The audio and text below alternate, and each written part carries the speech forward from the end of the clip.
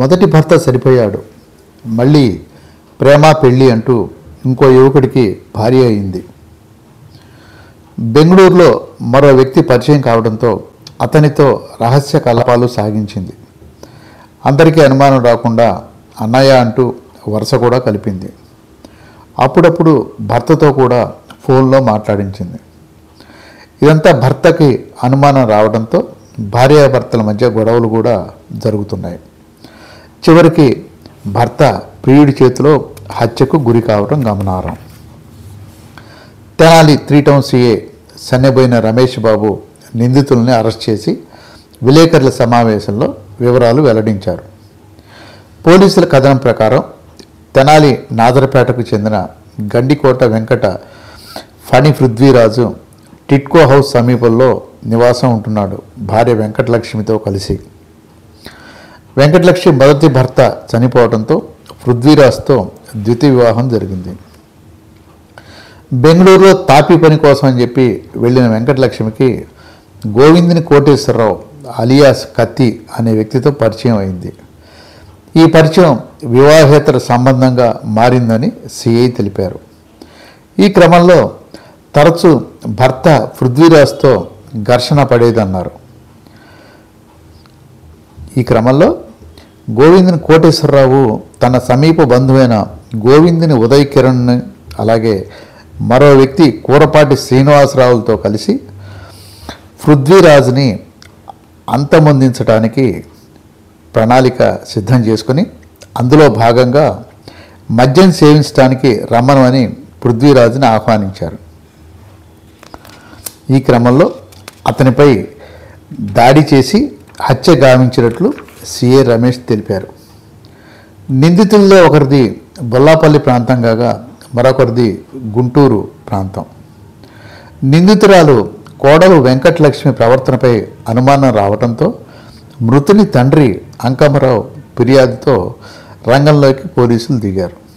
తొలుత గుర్తు తెలియని మృతదేహంగా భావించి పోలీసులు అందరికీ కూడా సమాచారం అందించారు. అయితే మృతుని తండ్రి అంకమరావు కుమారుడిదే ఆ మృతదేహం హత్య గావించబడిన దేహం అని గుర్తించి పోలీసుల్ని ఆశ్రయించడంతో సిఐ దర్యాప్తు జరిపి నిందితుల్ని అరెస్ట్ చేశారు. అందరికీ నమస్కారం. ఈరోజు తెనాలి 3 టౌన్ పట్టణ పరిధిలో ఒక 26 సాయంత్రము ఒక మర్డర్ జరుగుతుంది. దానికి సంబంధించిన విషయాలు మేము చెప్తున్నాము. ముఖ్యంగా ఏంటంటే ఈ యొక్క మర్డర్ కేసు సెక్సువల్ జెలసీ మీద జరిగింది. వెంకట లక్ష్మి అనే ఒక లేడీ, ఈమె వినుకొండ దగ్గర గోకనకొండ సంబంధించిన విలేజ్ సంబంధించిన అమ్మాయి. ఈ అమ్మాయి తెనాల్లో మ్యారేజ్ చేసుకోవడం జరుగుతుంది. First marriage. అతనికి ఆరోగ్య సమస్యలతోటి ఫస్ట్ భర్త చనిపోతాడు. చనిపోయిన తర్వాత ఇప్పుడు మన ఈ కేసులో ఉన్నటువంటి డిసీజుడు అంటే ఎవరైతే చనిపోతాడో ఇతను అమ్మాయిని రెండో మ్యారేజ్గా చేసుకుంటున్నాడు, వెంకటలక్ష్మిని.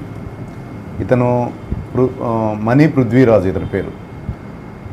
8వ వార్డు సంబంధించి తెనాలి 8వ వార్డు సంబంధించి అంకమరావు అనే వాళ్ళ అబ్బాయి. వీళ్ళ తండ్రి అంకమరావు. అతను కార్పెంటర్ వర్క్ చేస్తూ ఉంటాడు.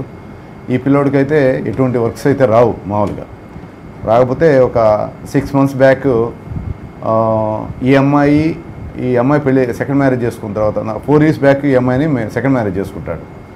చేసుకున్న తర్వాత ఇద్దరు కలిసి ఒక 6 నెలల క్రితము బెంగళూరు వెళ్తారు. బెంగళూరు దేనికి వెళ్తారంటే అక్కడ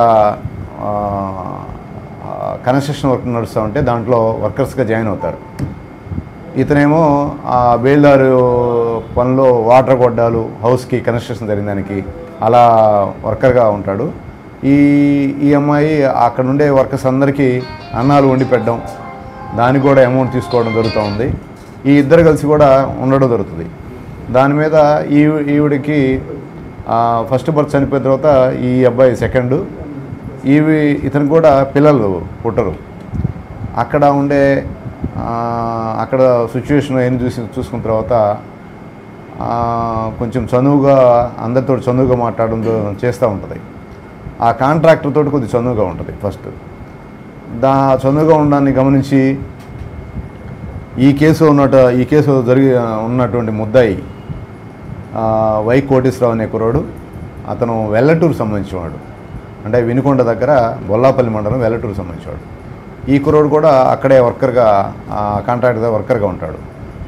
ఆయనతో చనువుగా ఉంటుందని చెప్పి ఈ కుర్రాడు అమ్మాయికి అందిస్తాడు. ఈ కుర్రాడికి ఆ అమ్మాయికి కొద్దిగా క్లోజ్ రిలేషన్, ఎన్ని మెయింటైన్ చేయడం, ఎన్ని చూసి భర్త అమ్మాయిని నువ్వు కరెక్ట్ కాదని చెప్పి అమ్మాయితో గొడవపడి వచ్చేస్తాడు. ఒక 4 months బ్యాక్ వస్తాడు, ఇంటికి వచ్చేస్తాడు. ఆ అమ్మాయిని తీసుకురాకుండా వచ్చేస్తాడు. ఇక ఆ అమ్మాయి వాళ్ళందరికీ అన్నాలు వండి పెడతా ఉంటుంది కదా, ఆ అమ్మాయి అదే అదునుగా గ్రహించి ఈ వెంకటలక్ష్మి, ఈ కోటేశ్వరరావు ఇద్దరు కలిసి ఆ బెంగళూరు నుంచి వినుకొండ అతని నేటివ్ ప్లేస్కి వెళ్ళిపోతారు. వాళ్ళ ఇంట్లో వాళ్ళ ఫాదర్కి నేను ఈ అమ్మాయిని మ్యారేజ్ చేసుకున్నాను, ఈ అమ్మాయి నాకు ఇష్టం అని చెప్పి అంటాడు. వీళ్ళిద్దరు కలిసి కూడా అంటే భర్తతోటి మ్యారేజ్ అయినా కూడా అతనితోటి వదిలేసి వేరే అతనితోటి కోటేశ్వరరావు అనే అతనితోటి వెల్లటూరులో ఉంటారు.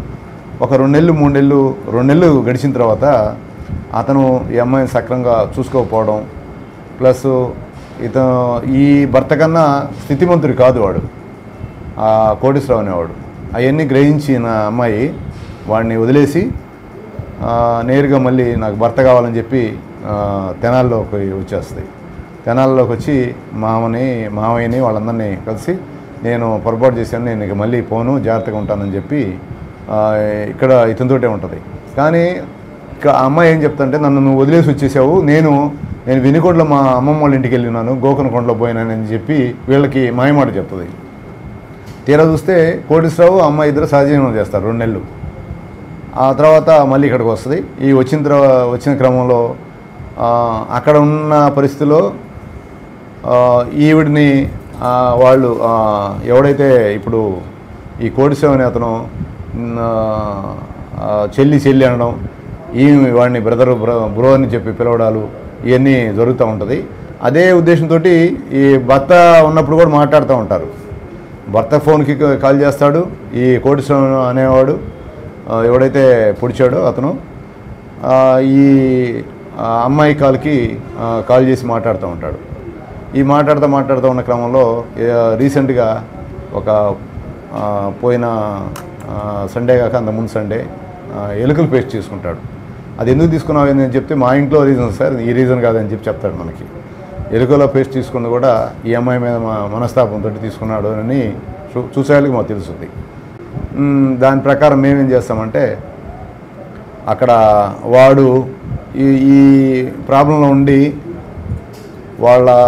అతని యొక్క అన్న కొడుకు గుంటూరులో ఉంటాడు, ఉదయ్ కిరణ్ అని. ఆ ఉదయ్ కిరణ్కి ఫ్రెండు ఆటో తోలెక్కురాడు. వీళ్ళిద్దరికి అతను ఫోన్లో మాట్లాడతాడు. ఇదే అదునుగా గమనించి కుర్రోడు, బాబాయ్ నీకోసం ఏదేం చేస్తాను, ఇబ్బంది లేదు బాబాయ్ అని చెప్పి చెప్తాడు. అరే వాడిని వేయాలరా, ఏమైనా ఉండదా నీ దగ్గర అంటే, ఒక కత్తి ఉందని చెప్పి సెల్ ఫోన్లో ఆ ఇంట్లో ఉన్న కత్తిని తీసి ఇతని సెల్ ఫోన్ నుంచి అతని సెల్ ఫోన్కి పంపిస్తాడు. అతను వినుకొండ దగ్గర వెల్లటూరు ఉంటాడు, ఇతనేమో గుంటూరులో ఉంటాడు.